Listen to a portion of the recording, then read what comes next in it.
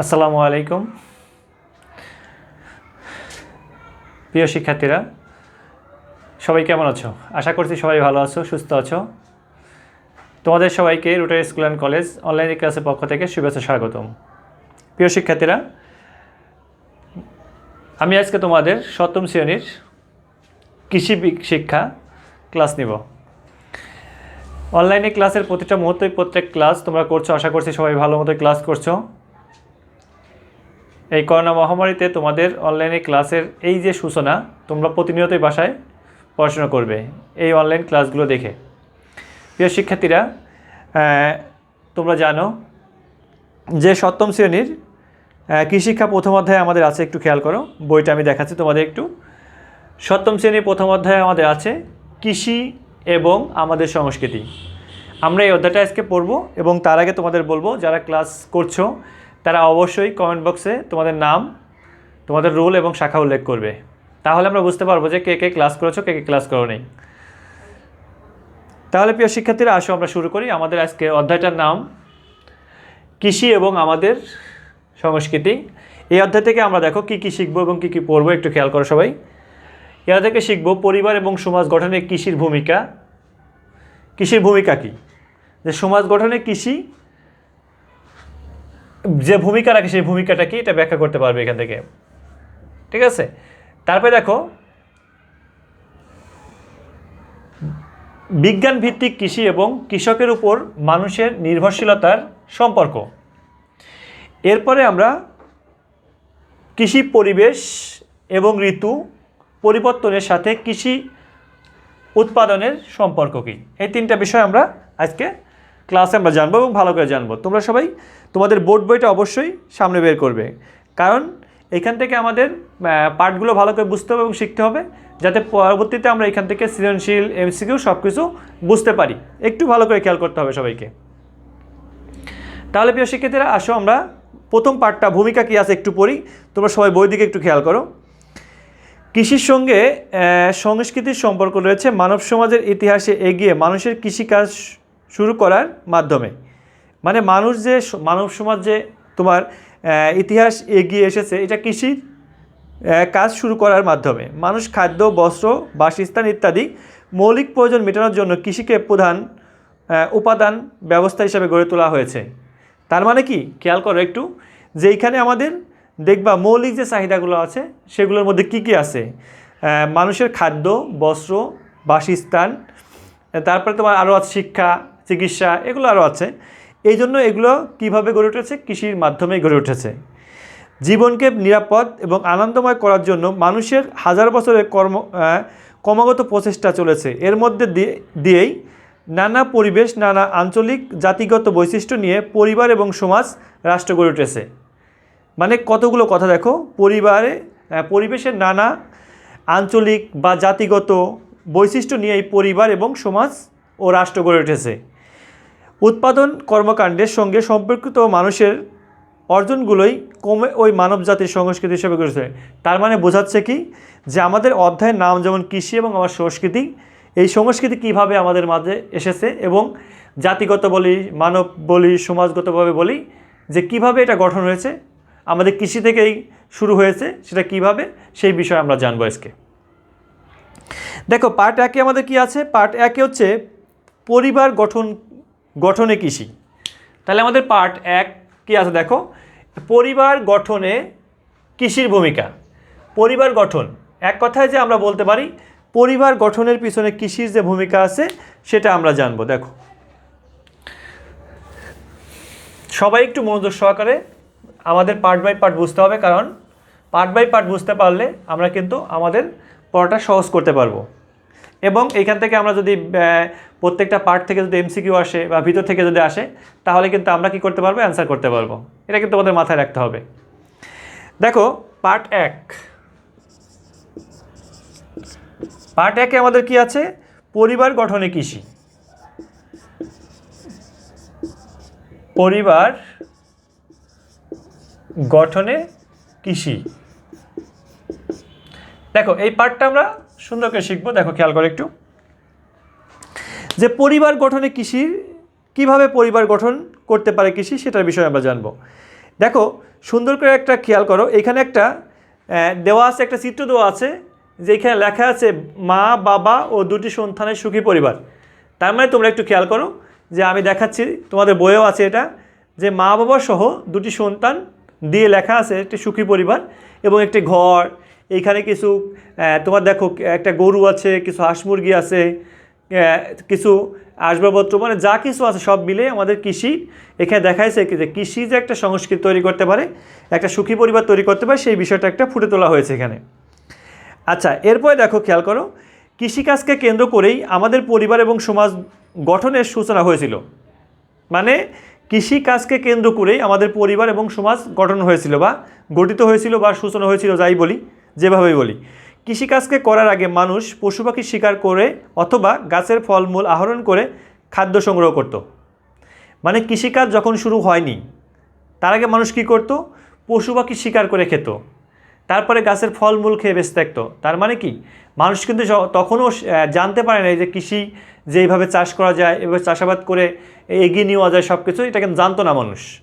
পরবর্তীতে দেখো, বনের হিংস্র পশুর আক্রমণ থেকে বাঁচার জন্য সে সময় মানুষ দলবদ্ধ চলাচল করত। তুমি ইচ্ছা করলে একা একা যেতে পারো এক জায়গাতে, কিন্তু ওই সময় ছিল কি যে বনের হিংস্র প্রাণী যেগুলো আছে সেগুলো থেকে বাঁচার জন্য তারা কি করত? একা একা যেত না, তারা দলবদ্ধভাবে চলাচল করত। তারপরে দেখো, কাজেই মানুষ বনের পশু পাখি শিকার করে কাজেরও মানুষ দলবদ্ধভাবে অংশ করত। পরিবার সম্পর্কে মানুষের তখন কোনো ধারণাই ছিল না যে পরিবার গঠন করা যায়, যেখানে মা বাবা ভাই বোন সবাই মিলে থাকা যায়, এরকম কোনো ধারণা তাদের মধ্যে ছিল না। দেখো, মানুষ ফলমূল আহরণ ও শিকার করার মাধ্যমে প্রকৃতি, পরিবেশ এবং পরিবেশের বিভিন্ন ঘটনা গভীরভাবে পর্যবেক্ষণের সুযোগ পেয়েছিল।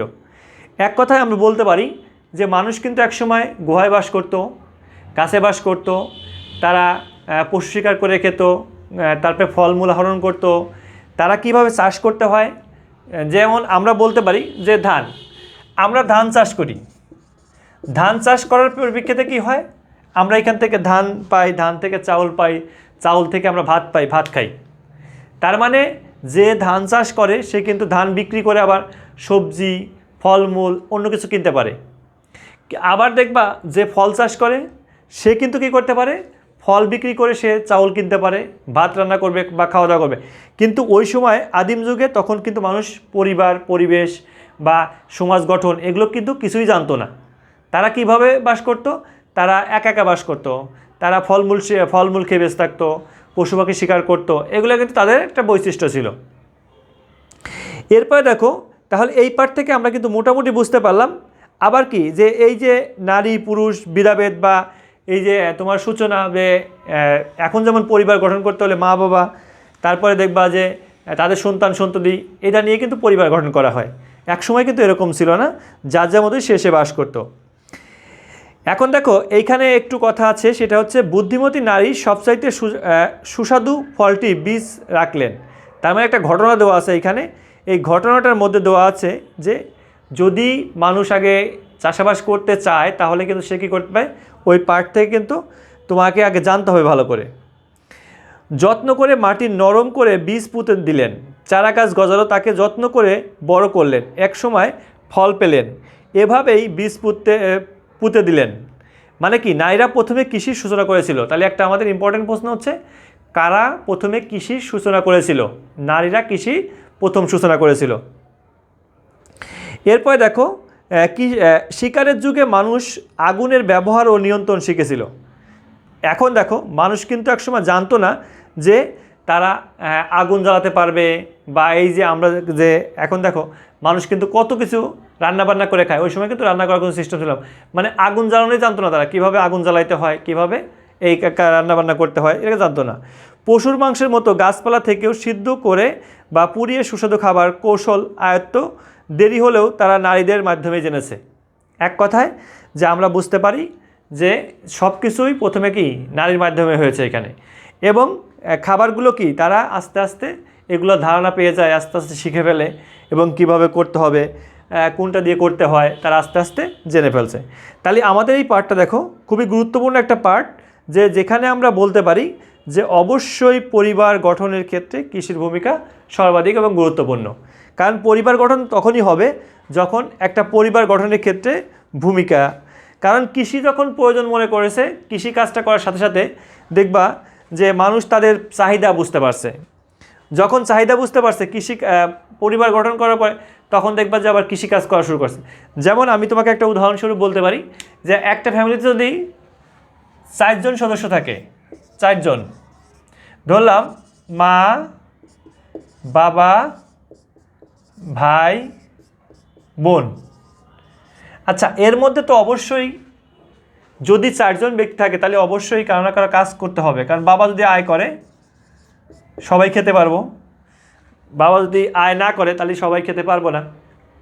তার মানে যদি বাবা সে কৃষিকাজ করুক, যে কাজই করুক, এই যখন তারা পরিবার গঠন করা শিখছে তখন তারা কৃষির দিকেও ঝুঁকে পড়ছে, কেননা কাজ করতে হবে কোনো না কোনো কাজ। আর বাংলাদেশের প্রায় 80% লোক কৃষির উপর নির্ভরশীল। এটা আমরা জানি যে বাংলাদেশের প্রায় 80%, শতকরা 80 জন ব্যক্তি কৃষির উপর নির্ভরশীল। তাহলে যেমন একটা উদাহরণস্বরূপ বলতে পারি যে কৃষি, যেমন এলাকার একজন কৃষক, সে কী করতেছে, সে চাষবাস করে সেটা উৎপন্ন করে শহরে পাঠাচ্ছে, সে কিছু টাকা পাচ্ছে, কিন্তু শহরে পাঠানোর পরিপ্রেক্ষিতে আমরা সবাই কিন্তু এটা থেকে ব্যবহার করতে পারতেছি। এরপরে দেখো পার্ট 2-এ কী আছে আমাদের? হ্যাঁ, পার্ট 2-এ আছে সমাজ গঠনে কৃষি। আমরা শিখলাম কি আগে ফার্স্টে পরিবার গঠনের ক্ষেত্রে কৃষির ভূমিকা কি, এটা জানতে পারলাম। এরপরে আছে কি যে সমাজ গঠনের ক্ষেত্রে কৃষি কীভাবে ভূমিকা পালন করে। তাহলে সমাজ গঠনের ক্ষেত্রে দেখো পার্ট 2, পার্ট বাই পার্ট আমরা শিখব যাতে আমরা এমসিকিউগুলো সহজেই পারি। সমাজ গঠনে কৃষি।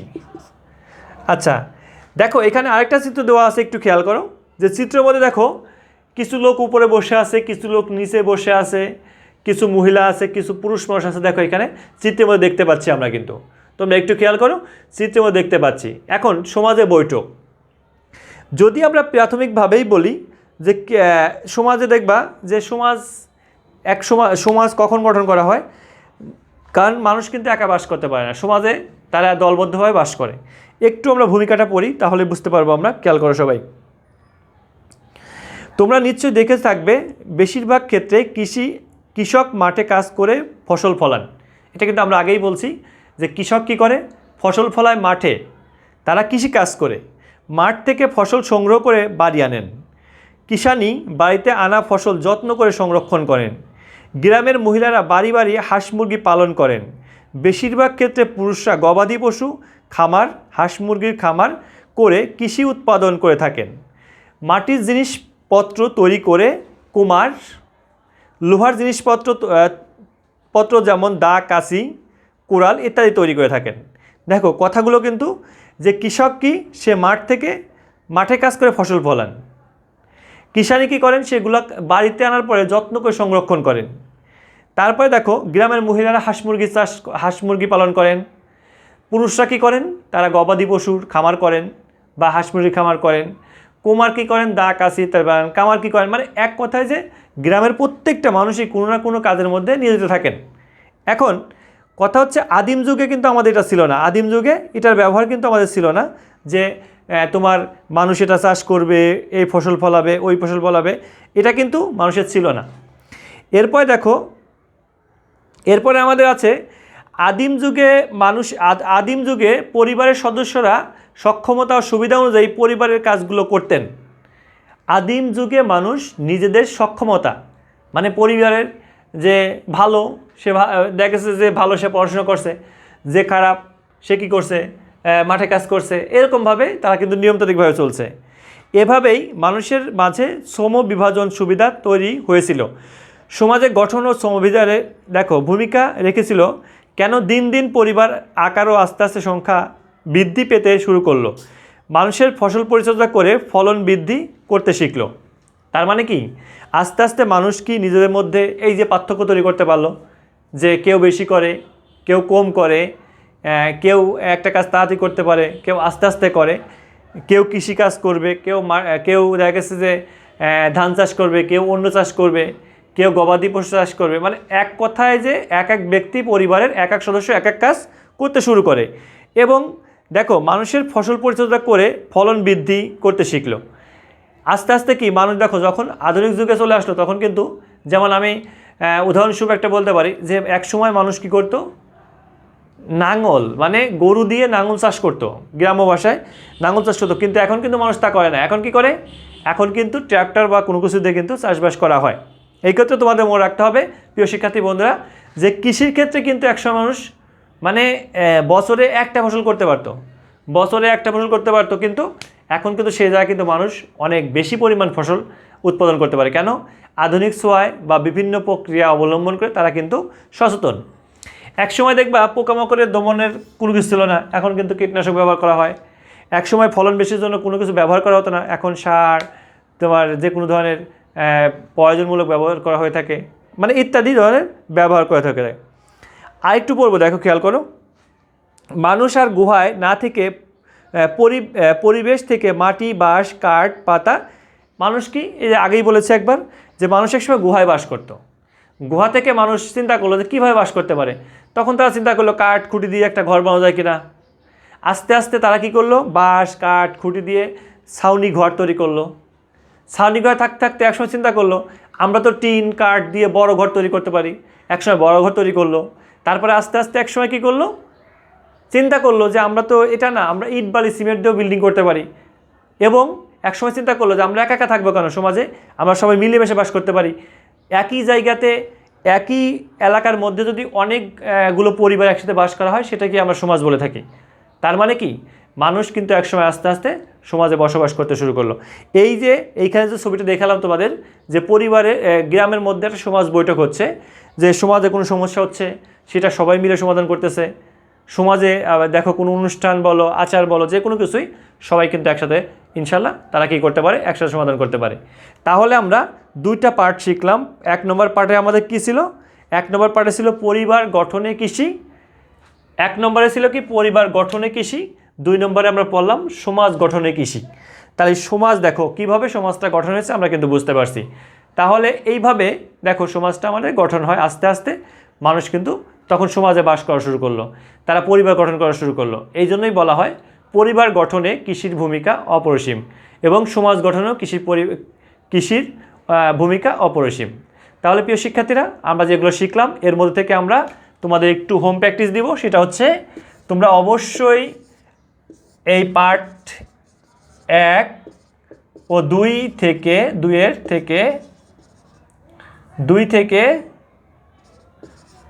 15টি এক কথায় প্রশ্ন তৈরি করবে, প্রশ্ন উত্তর সহ তৈরি করবে। এটা তোমাদের বাসার হোম প্র্যাকটিস। তাহলে আমরা এরপর থেকে ইনশাল্লাহ আগামী ক্লাসে আমরা পার্ট 3 থেকে শুরু করব। তোমরা যদি রেগুলার এইভাবে ক্লাসটা কন্টিনিউ করো এবং বাসায় ভালো করে পড়ো তাহলে তোমরা ভালো করতে পারবে। অবশ্যই মনে রাখবে এই করোনার মধ্যে নিজে সুস্থ থাকবে এবং পরিবার সবাইকে সুস্থ রাখবে। ভালো থাকো, আল্লাহ হাফেজ।